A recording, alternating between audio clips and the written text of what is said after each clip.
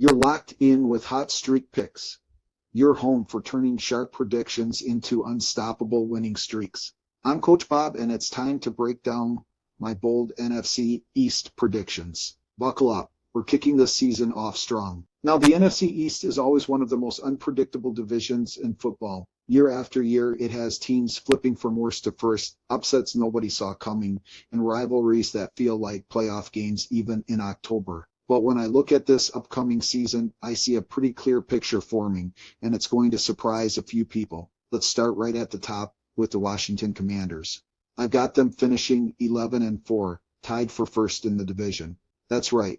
Washington is going to be right there in the thick of it. And it all starts with Jaden Daniels. Last season, he lit the league on fire, and he's only scratching the surface of what he can do. He's got that dual threat ability. He can beat you with his legs, he can beat you with his arm, and he's fearless under pressure. That's the kind of quarterback that changes the direction of a franchise. Pair that with Terry McLaurin, who continues to be one of the most reliable receivers in the NFL, and you've got an offense that's explosive and hard to stop. On top of that, their defense is young, fast, and aggressive. If they stay healthy, this is a team that's going to give Philly everything they can handle down the stretch. Now let's talk about those Philadelphia Eagles, because I've also got them finishing 11-4. No surprise here, they're loaded across the board. Jalen Hurts is still one of the toughest quarterbacks to game plan for. He's a leader, he's dynamic, and when you add A.J. Brown and Devonta Smith stretching defenses, you're looking at one of the most dangerous passing attacks in football. But the big X factor this year is Saquon Barkley. Philly went out and got themselves a workhorse running back who can not only hit the hole hard but also catch passes out of the backfield and keep defenses honest.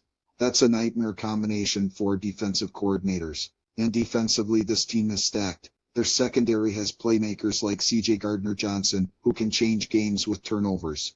The Eagles aren't going anywhere. They're still the team everyone in the NFC East is chasing. So Washington and Philly, neck and neck at the top. Which one takes the crown? That might come down to a single head-to-head matchup late in the season. But either way, both these teams are playoff-bound and legit threats in the NFC. Sliding down the ladder, I've got the Dallas Cowboys at 6-11, and I know that's going to sting for Cowboys fans, but hear me out. This roster has more questions than answers right now. Dak Prescott can still play, no doubt about it, but the supporting cast isn't what it used to be. Their offensive line doesn't dominate like in years past. The run game is shaky even with Miles Sanders stepping in. And the defense, while they've still got Micah Parsons, one of the best defensive players in football, can't cover up all the holes. Parsons is a game wrecker, but he can't do it all himself. Dallas has too many gaps to keep up with Washington and Philly over a 17-game season. They'll win a few big ones, maybe play spoiler here and there, but overall, I see them sliding way back this year. And that brings us to the New York Giants. I've got them at 4-13.